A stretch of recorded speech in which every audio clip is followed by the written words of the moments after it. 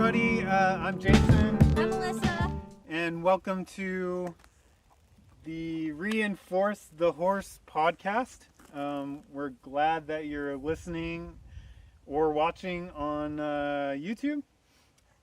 And we just wanted to say Happy Thanksgiving 2021. So we decided to release on Thanksgiving Day 2021. And so if you are listening or watching this, it is either Thanksgiving or sometime thereafter. Yep. And we just wanted to share a little bit about ourselves, our horses, what we're doing, and what our vision is for this channel and podcast. And go ahead and take it away, Alyssa. All right, so my name is Alyssa. I guess I'll start with explaining a little bit about myself. I am 15 years old, and I love Almost horses. 16. I'll be 16 in December, and I love horses. Behind me, this beautiful mare is Willow. She is my previously wild Mustang and my partner in crime and my training buddy. This podcast, I guess I'll start with a little bit of what I want to accomplish in this podcast. So as you already know, this is like a daddy-daughter kind of connection point podcast for us to connect. I really do want to really throw that message out there because for me that's really special. I know a lot of 15, almost 16-year-olds don't get to connect with their dads, or really they may not even want to. I really enjoy connecting with my dad. Not only does he have a lot of my interests, or I have a lot of his interests, but I really do enjoy learning and spending time with him.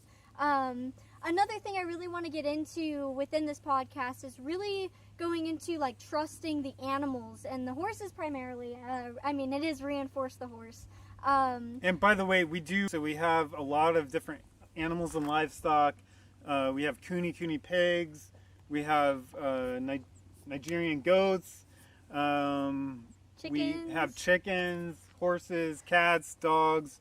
And so we're really connected with animals and nature in general. But Alyssa and I have a special affinity within the family for our equine friends, especially. Yeah. I really big on the trusting the animals and giving them a choice, and we will go into detail in later videos and later episodes for you guys to really hear our deep discussions with on trust with the equines. Yeah, and so what we've noticed is that as we've been learning and training our horses, it's also been an opportunity for us to learn and train ourselves together and come together under one roof, so to speak, and learn about ourselves. And I don't know, for me, I feel like I'm becoming a much better person through working with these guys and alongside Alyssa. Yeah. And so, Alyssa, maybe you explain kind of how we got to this point. It's been a rather short period of time, only a little over a couple years. Yeah. Before we continue, how about you introduce your friend? Yeah, because he wants some attention right now. So, this is my friend, my best friend, Cody, and he's a Bashkir Curly. He's a domestic horse, and I love him to death. I actually found him, we're coming up on, this is the year 2 that we've had him, so I got him a week after Thanksgiving a couple years ago now, and I actually found him on Craigslist of all places. His previous owner lived in Benson, Arizona, and they were about ready to relocate back east and couldn't take him, has some health issues or whatever. But they rescued him. I don't know what his original story was, but basically his previous owner said that he was basically skin and bones when she got him, and she rehabilitated him. So when I came across him, he had not been ridden for about 3 years. 2 or 3 years. And my goal at the time was just to hop on the horse and ride. That's what I wanted to do without really any thought about it. And I think it was like our second or third ride. Cody actually laid down on the ride. So he clearly didn't want me riding. We didn't have a report. I didn't know what I was doing. He was rusty. And ultimately, his laying down, the way I interpreted it, was a calm way. Instead of him kicking or bucking me off, he was just like, dude, get off of me. And I did. But I continued to ride, and I continued to go through what is termed natural horsemanship training processes with them. And that's essentially just applying pressure, and then the art in it, in my opinion, is applying pressure, whether it's a light whip or a pulling on the halter or a bit in his mouth, and releasing that pressure immediately upon the horse submitting or giving into that pressure. And I always had a hunch, because one of the animals that we had in years past was a conure parrot. And we trained that parrot. Its name was Feathers, and we'll cue in some videos of that training here. And that training process, we used all positive reinforcement. Yeah. So it was pointing and clicking and then treating the parrot. And Alyssa did remarkably well with that. So I had a hunch as to, like, are we able to possibly train horses that way? And what we quickly found out is that it seems like the majority of people within the horsemanship world, especially when it comes to natural horsemanship training methods, completely turned off to the idea of clicking and treating and positive reinforcement training for horses. Yeah. So I tabled it. I said, okay, that's not a way to go for horses. And then we wound up coming across some training methods that use positive reinforcement. I'll let Alyssa talk about that in a second. But ultimately, I had a dynamic shift. And a few weeks ago, almost a month ago now, I stopped riding Cody. And my idea was to basically reinforce the horse in that way and recreate the training methods using much softer and what I feel like more effective and loving and trustworthy training mechanisms. And then it's just sort of blossomed since then in just a few weeks. Yeah. And we'll be demonstrating in this podcast and on the YouTube channel much more of that, and potentially even bringing on guests who can help us unpack and explore not only positive reinforcement, but negative reinforcement and all different types of methods and training. So we're not necessarily setting out to say, like, you're doing it wrong and you're doing it right and whatever, but more so just having an open, mindful, trustful, and loving discussion between ourselves and our equine friends. Yeah. And so, with that said, Alyssa, why don't you go ahead and introduce Willow? Or maybe you want to start with, you take it from there. All right, so, I guess I'll start with introducing Willow. Like I mentioned, she is a previously wild Mustang, estimated to be about 7 years of age. So she is pretty young. She came from White River, Nevada with her herd. I don't know how many herd members were, and I don't know much about her past yet, but I am working on getting information about her past that I can share with you guys later on. But so she was captured in the year of 2019 and later adopted for 3 months by a tip trainer. And this tip trainer... and what do you mean by tip trainer? Tip training stands for Trainer Incentive Program, and it's part of the Bureau of Land Management's way of, like, getting completely wild horses out and, like, gentled. And what I mean by gentled is halter leading, trailering, and picking up all four hooves for a second or so, and, able to be touched and whatever all over. So Willow was essentially gentled when she came home, all using natural horsemanship methods. And we would say, I would say, very basically gentled. Basic. Like, this isn't the horse that you could just approach and start petting and go and mount and go on a ride or whatever. Yeah. We're talking the bare basic. In fact, and maybe we can cue in some video of when we first got her. I mean, we could barely even approach her fence line without her being skittish. Now, Yeah. she's never been a kicky, bucky horse. She's been more always been flighty. Always. And nervous. And so to take that, like, we couldn't be in here with her No. like this when we first got her. No. So when we say gentling, basic gentling, we mean the Very bare basic, checking 4 boxes, and then she arrived on our property, and we had a lot of work to do. Yeah, and so going into, okay, so before I got Willow, actually I had another mare, Mocha, and I'm not going to go into too much detail now, but I will in later episodes. Mocha was my very first horse, very highly trained, kind of an all-around trail horse. She could have done barrels, she could have done jumping, she could have done dressage.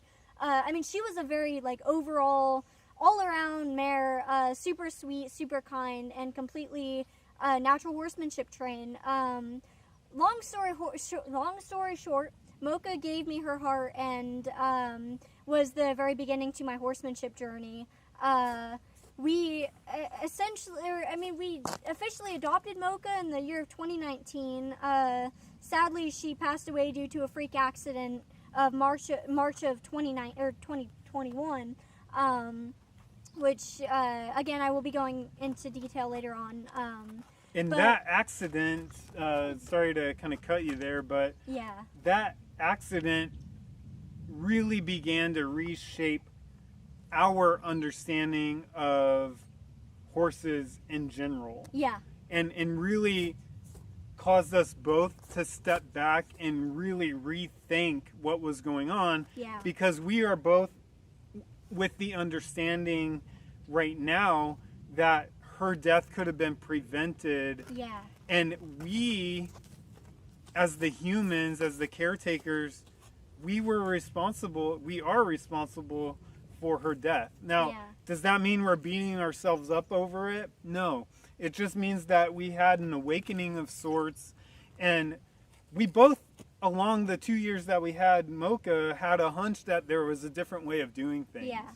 And why don't you take it from there and, like, explain, like, how the change came about, and HCA and all this. Okay, so I guess let me start with Willow came home May 2nd of 2021. So literally 2 months after Mocha passed away. And I'll go more into detail about why I chose to bring another horse home that soon, and a lot about that later. But upon bringing Willow home, I had gotten a lot of new tack, and so halters and brushes, and I actually thought about getting her a bridle. I was going to, do all of the, quote, natural horsemanship methods of training. I was going to round pen her and make her submit to me. And I was going to make Willow be the perfect wild Mustang. Well, funny story, my dad came across this trainer called Mustang Maddie on YouTube, and she was at the time training a beautiful paint, previously wild Mustang that she, Mystic was the horse's name, was completely shut down, and Maddie went into this whole, like, positive reinforcement, treating Mystic for so many different things. I mean, there was one video we watched, and my dad and I together were, like, in awe, and Mystic was putting the halter on by herself. And we're like, there's absolutely no way that could ever happen. There is no way. Like, looking at Mystic's eyes in that video, and you can just see the softness and the joy and the comfort and the love, and Alyssa and I both looked at each other and we're just like, no. Oh my gosh, this is not real.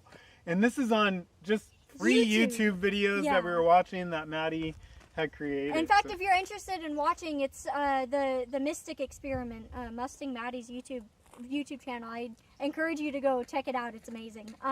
So we actually got really lucky because upon looking at that, and I mean the videos were, one of them was almost an hour long, and I just sat there and like watched it in awe.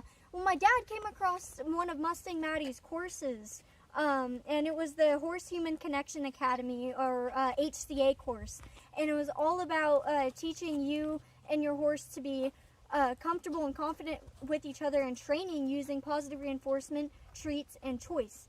And so we together paid to get enrolled in that course, and man, I'm so thankful that I was able to, because she's a HCA graduate. I am.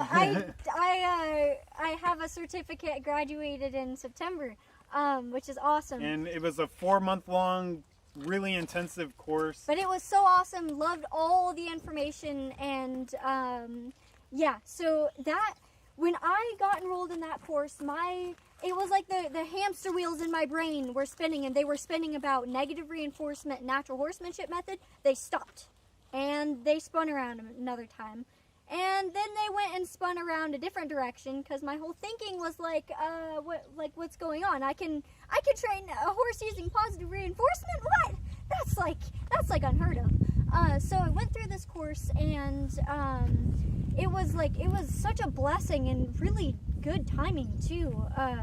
And so Willow and I, we were going through this course, and it started like she wouldn't halter. She was afraid of the halter, and we went through like a lot of training, time, effort, and trust. And now she's like, if I hold the halter down, she'll put the halter on by herself. She lays down with me just about on cue. She paws on cue. Excuse me.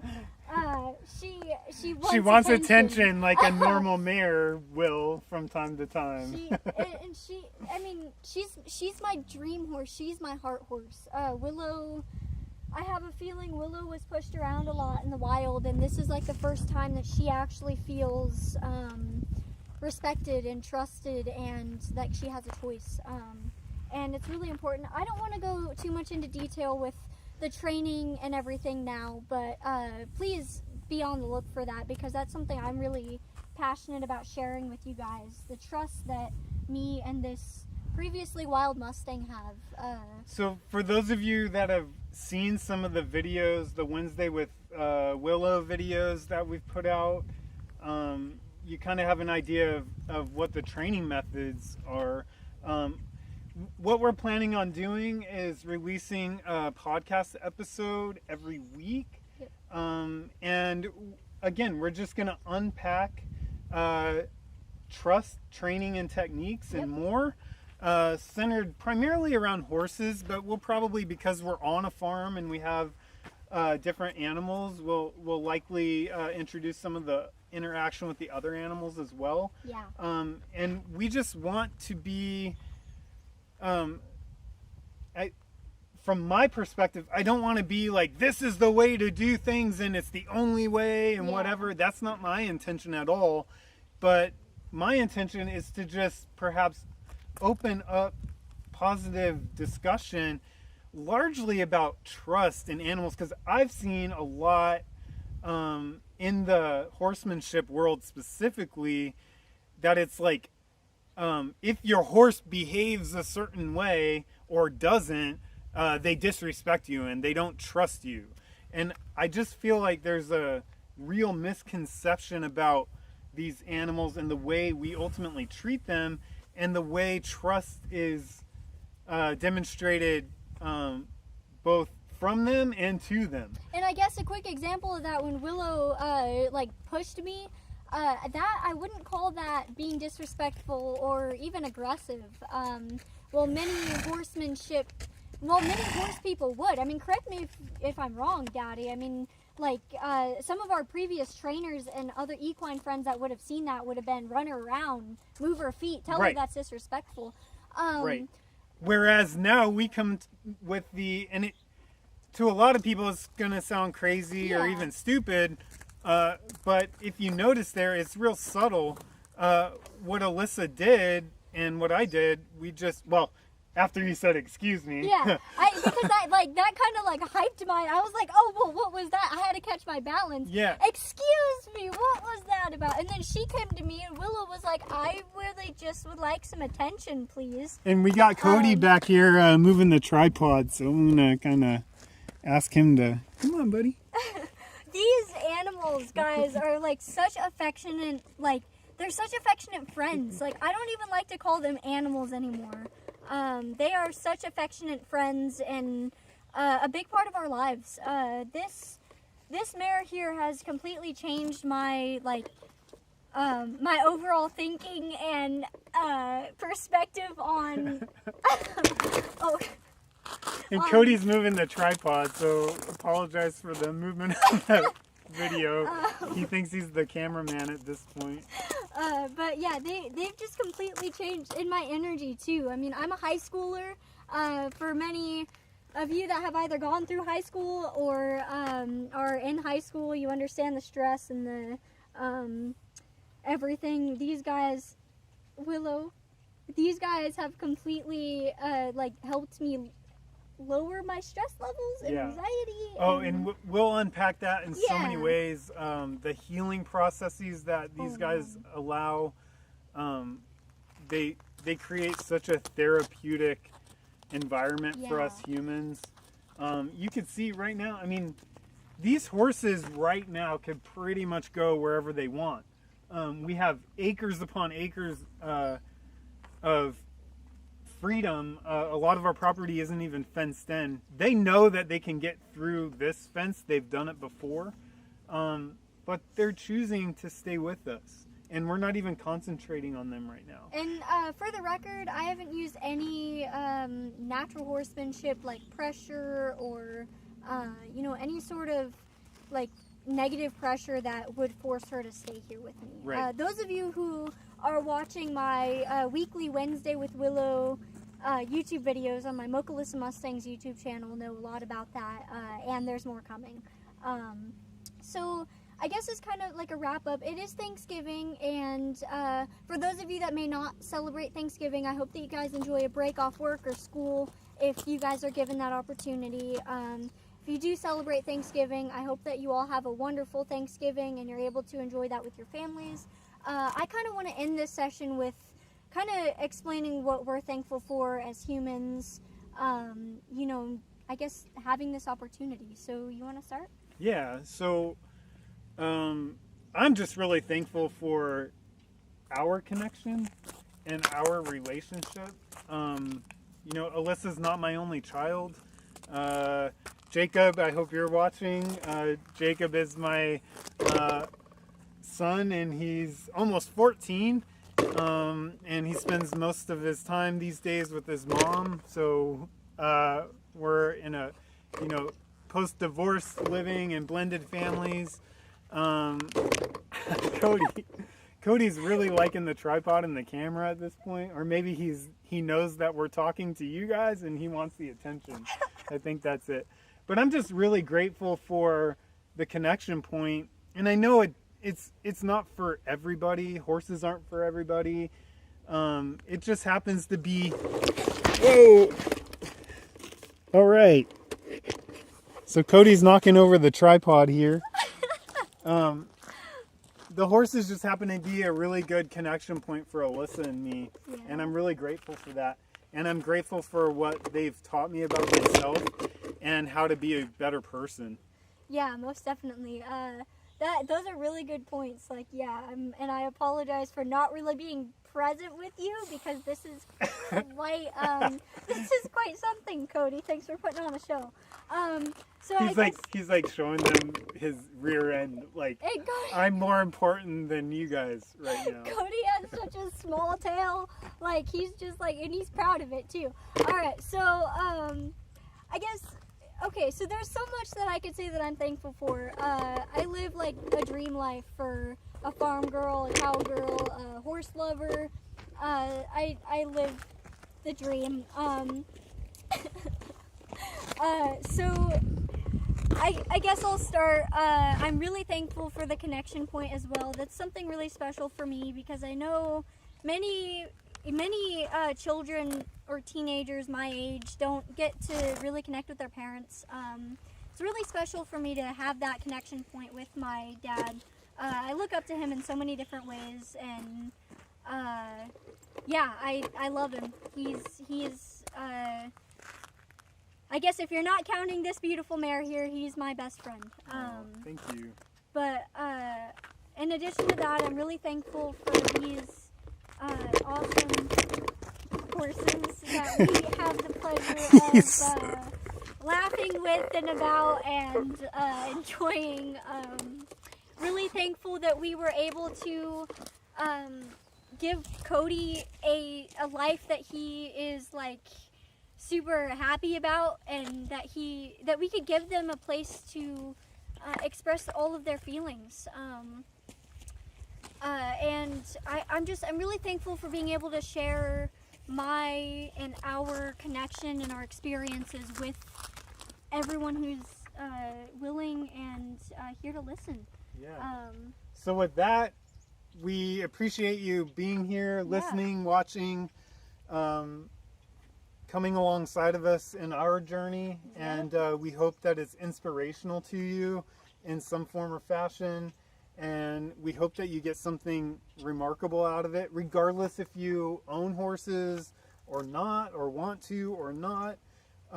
We do think that this channel and this podcast will have something pretty much for everybody who's open-minded and willing to listen. Yeah, completely agree. I say happy Thanksgiving 2021, and we will hopefully have you back with us next Thursday. next week. Yeah. Have a great day, everybody.